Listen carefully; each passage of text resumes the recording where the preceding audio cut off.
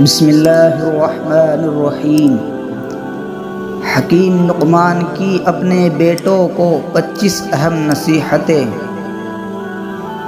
جو بات تم نہیں جانتے منہ سے نہ کہو، اور جو جانتے ہو اسے مستحق کو بتانے میں دریغ نہ کرو۔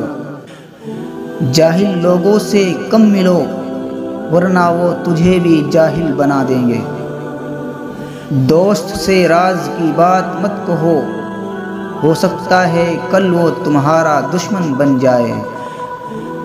ہر قسم اور ہر طبقے کے لوگوں کو پہچانو اور ان کے ساتھ مناسب برتاؤ اختیار کرو۔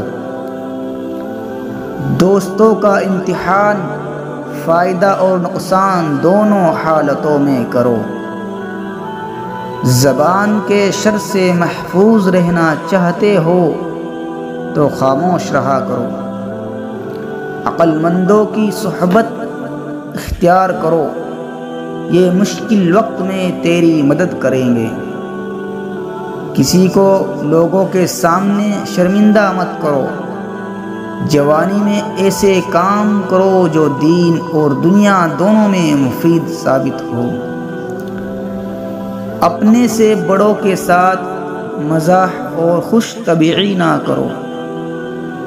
جب گھر میں داخل ہو تو آنکھ اور زبان پر قابو رکھو۔ جس طرح بارش خشک زمین کو زندہ کر دیتی ہے، اسی طرح صحبت علماء سے دل زندہ ہوتا ہے۔ عورتوں اور بچوں سے راز کی بات مت کرو، اور کسی کی چیز میں طمع اور لالچ نہ کرو۔ سچ بات کو مت چھپاؤ اور جھوٹ مت بولو۔ کام نہ کرنا محتاجی لاتا ہے، اور محتاجی دین کو تنگ اور عقل کو ضعیف اور مروت کو زائل کرتی ہے۔ صحت اللہ کی بہت بڑی نعمت ہے۔ مہمان کی اپنی حیثیت کے مطابق ضرور خدمت کرو۔ گندی آوارہ عورتوں کو گھروں کی زینت بنانا نسلوں کی تباہی ہے۔ اپنے مال کو چھپاؤ اور اسے دوست و دشمن کے سامنے نہ لاؤ۔ جب کسی کو کوئی کام کہو تو ایک بار کہو، دوسری دفعہ یاد دہانی کرا دو۔ اگر تیسری دفعہ کہنے کی ضرورت پڑے تو مت کہو، کیونکہ اس کی نیت نہ کرنے کی ہے۔ عقل مند کو دلائل سے سمجھایا جا سکتا ہے، مگر احمق اور جاہل کو نہیں۔ سلطنت بنانی ہے تو سب سے پہلے بہترین خاندان کو بناؤ۔